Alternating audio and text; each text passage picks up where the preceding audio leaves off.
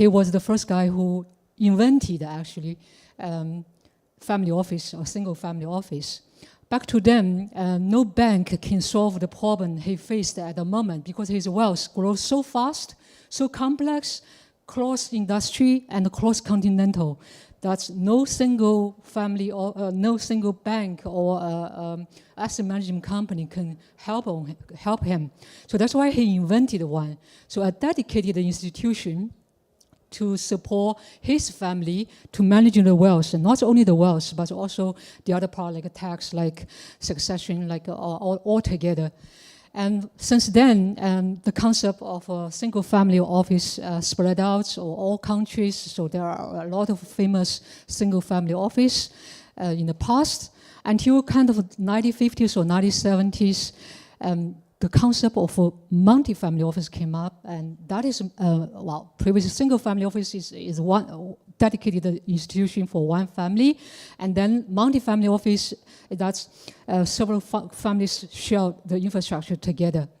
So, well, let's look back to this scenario, and then we will say, how is the landscape of family office now? So far, globally, we have around 10,000 single family office worldwide. And so the assets is amazing. So we expect the asset under management, AUM, so far is around 3 trillion. That will grow fast and to reach more than 5 trillion by 2030. And in between, there's also some phenomenon since happened, like generational wealth transfer, and we all predicted in the coming decades, a huge amount of wealth will transfer to the next generation. So this also came up with the role of digital native principles. So they start differently than the traditional way. So all of this, okay, this is the global trend so far. And then if we look at what kind of, maybe we can say that's a problem so far, is that you may be amazed that the average staff in the family office, more than 60% of the time, actually is not on the precious wealth management activities, but on administration, because they do all kind of reports, all kind of administrative work. So that's very expensive.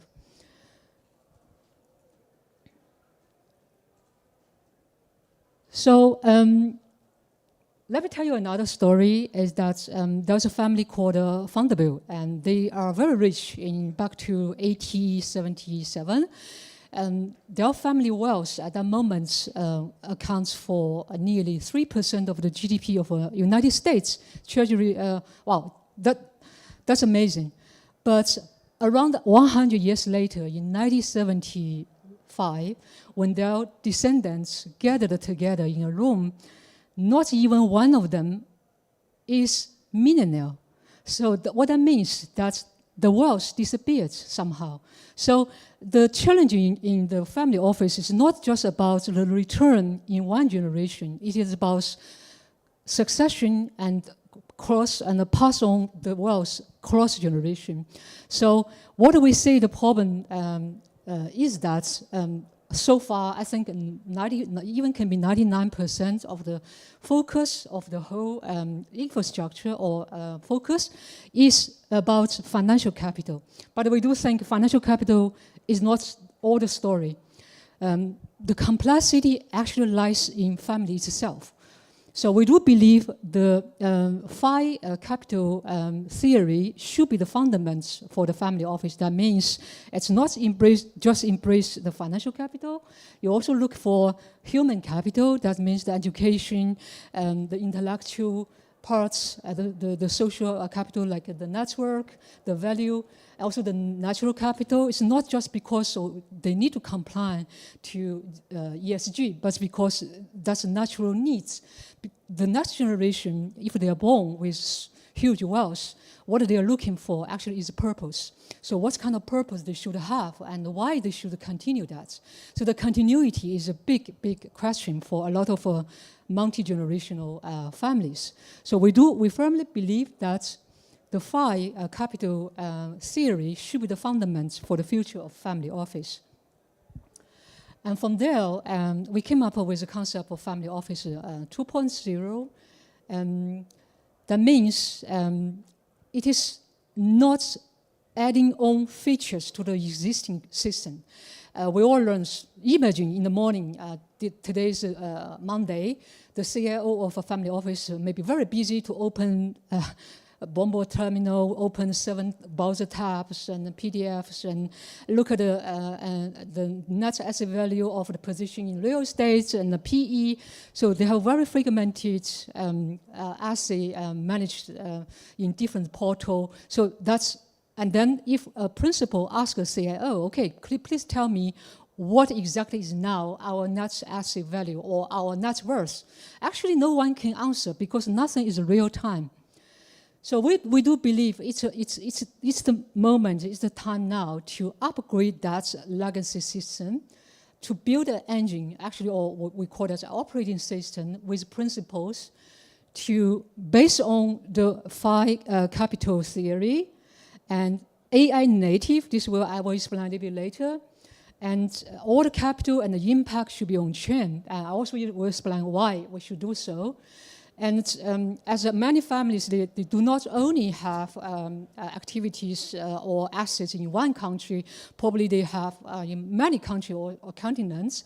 So the complexity of jurisdiction compliance is something we want to be integrated since day one. And very important, as I said, it's not adding on all features. So you have 100 features, but again, you are operating in a fragmented segments. We want to have an operating system. So the core value we deliver as a family office 2.0 is consolidation, is continuity, is engagement, because a lot of the next generation, we learned from the research, either they are not interested about doing the business of their parents did, or they didn't find the purpose why they should continue. So we wish to help them to engage them in the early stage and be involved in the whole cycle. So the very important part, organizational level assets, we all know now the huge wave of capital market on chain. We believe this year is, or maybe you can count last year as a starting year, but certainly this year is the first year of institution in crypto, or you say capital market slowly on chain. So a very interesting thing I would highlight first is that actually we call family capital as patient capital because a lot of them are allocated to the assets which is illiquid. For instance, private equity, for instance, real estate or the others. Normally they have to wait for minimum, I think, 5 years, 8 years. Many of the cases, they have to wait for 10 years or 20 years, even more, even longer, until they get returned, they can redeem back. But why families should be patient? Of course, if they are patient, that's fine. But actually, the reality is that they don't have a choice.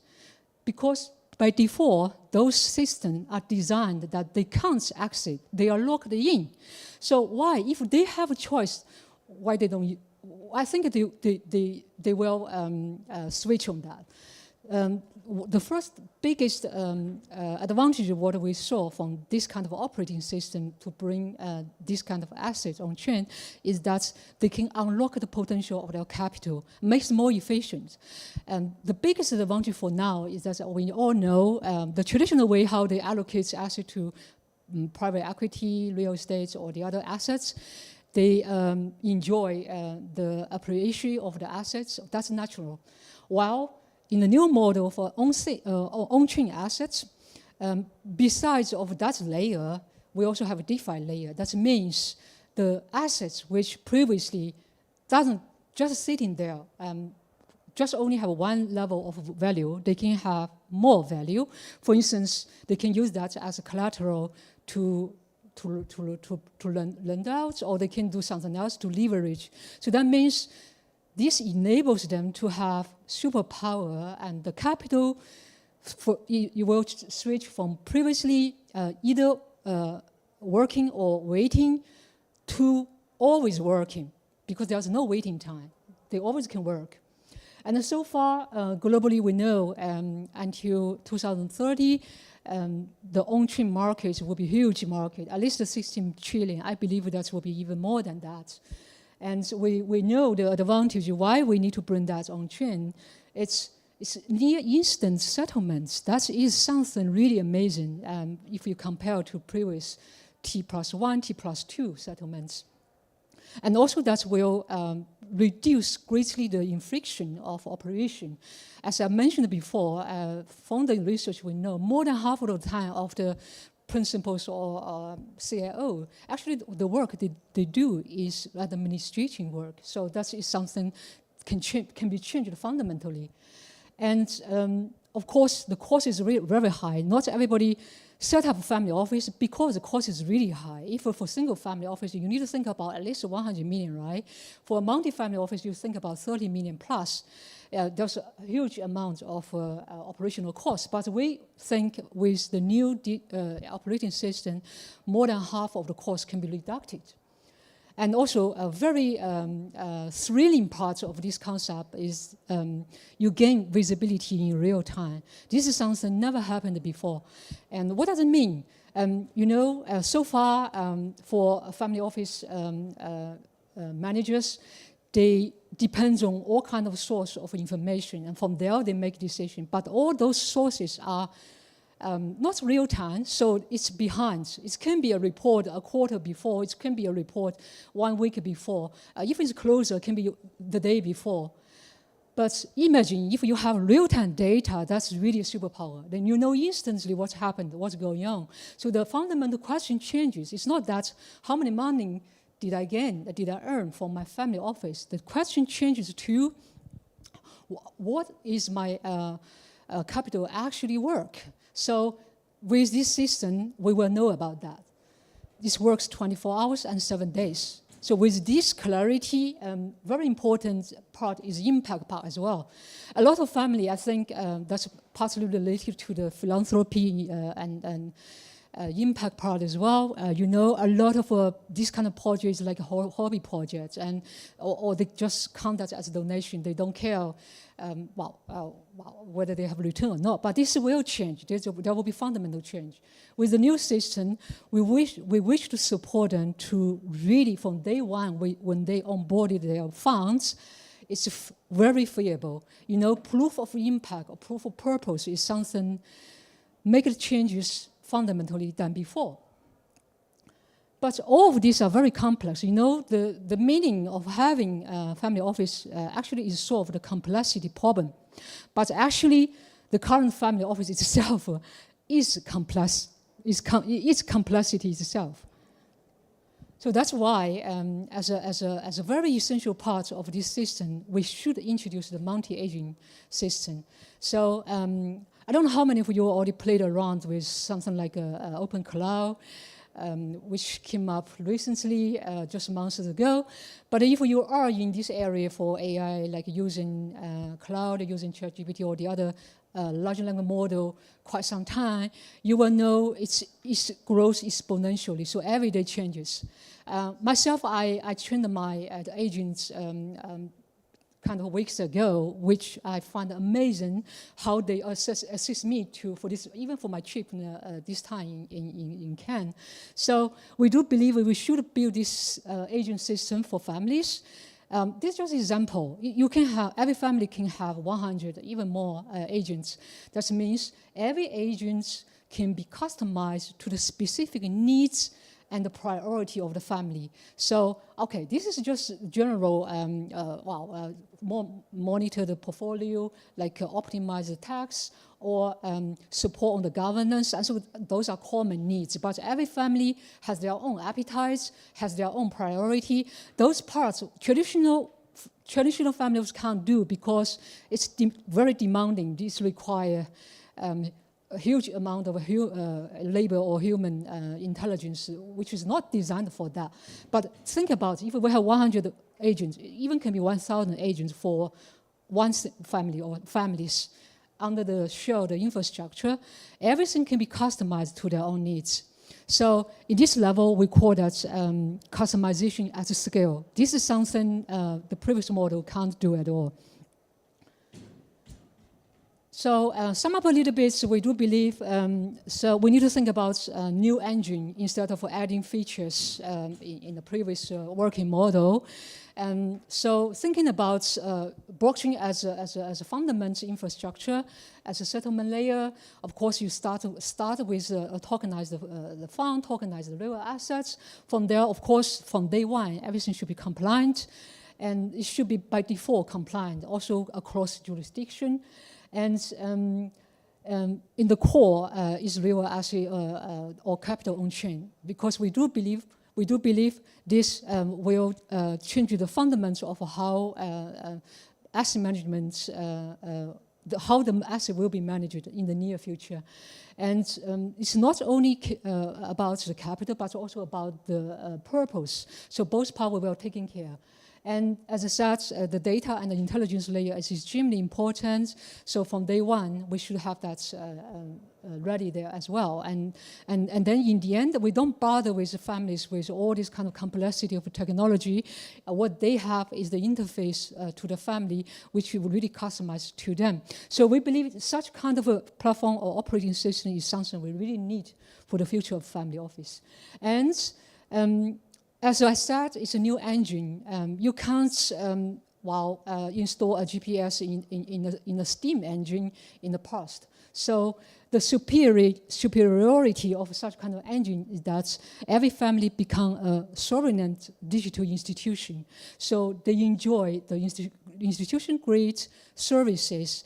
This also means, the ultra high, let's say the ultra high net worth families, they have already family office, but they can be more efficient, they can enjoy more return, they can amplify their impact. But on the other hand, it will also unlock the opportunity for the other segments. For instance, they have less capital, or they are completely out of the scope of the current wealth management area because it's simply too much cost and too demanding on labor or solutions. So with this engine, we believe it will deliver the operational efficiency, the tax alpha, and governance or governance continuity. Also very important is the engagement of the next generation to the family.